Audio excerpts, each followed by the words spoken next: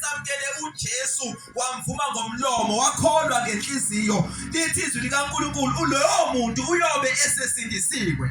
And igama elithi ukusindiswa igama elisho ukuhlengwa. Uma ngithi ngisindisiwe ngisuke ngichaza ukuthi ngihlengiwe ekufeni. Ingakho uJesu athi okholwa mina udlulile ekufeni ungenile ekuphileni. Haleluya. Umuntu okholwa uJesu udlulile ekufeni ungenile ekuphileni. Uthi uJesu umuntu okholwa mina noma efa kodwa uyophila. Haleluya. Uma ungamazi uJesu uma ufa akekho uzumbona uNkulunkulu ngoba uJesu kuphela oyindlela neqiniso nokuphila. Lithi izwi likaNkulunkulu akekho zakubaba ngaphandle kaJesu.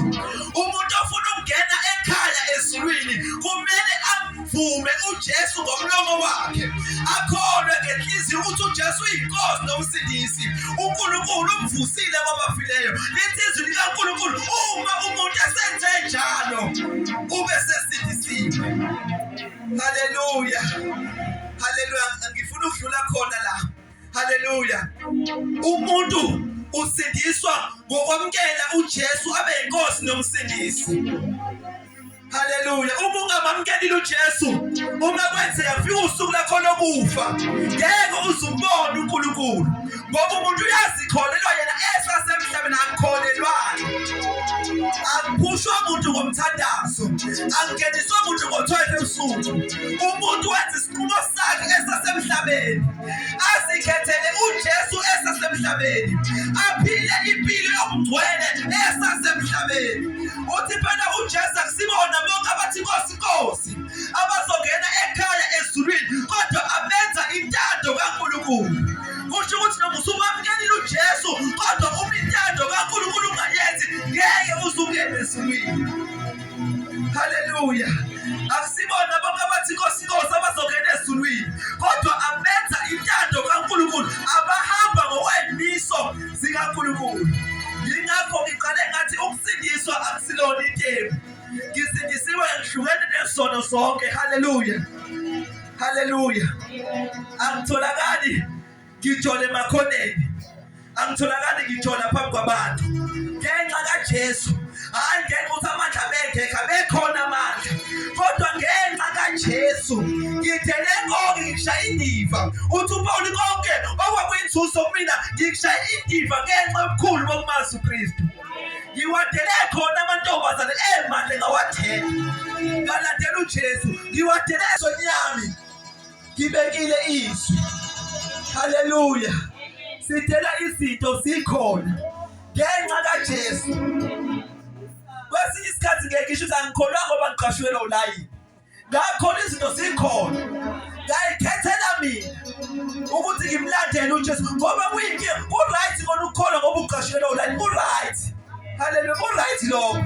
Ngoba phela uJesu uyena i-breakdown. Uyena ujibha okwazi ukubuyisa impilo yomuntu. Uyena okwazi ukubuyisa ubusho bomuntu. Noma ngabe kuthiwa umuntu besedelelwe kangakanani. Kodwa uma eza kuJesu uba isidaba esisha okwakuqala kuyadlula. uJesu i-breakdown. Noma ngabe kuthiwa useyi-reject uma eza kuJesu uyakhiwa. Haleluya. Kodwa-ke ngisasho ukuthi angikholwanga ngoba sengiqashukele ulayini. Haleluya. Ngoba kuyingozi nakho ukukholwa usuqashwelwe ulayini. Ngoba uJesu mawuza kuye ufika ugeze ube muhle ubukeke ube nesithunzi uhlonipheke. Uma wena nabantu bakuthande. Haleluya. Uma usuwamkele uJesu ebeyinkosi nomsindisi uba nogazi kubantu. Asikho isidingo sokuqhuma nophalaza. uJesu uyakugeza nje kubonakala ukuthi lo muntu ugeziwe.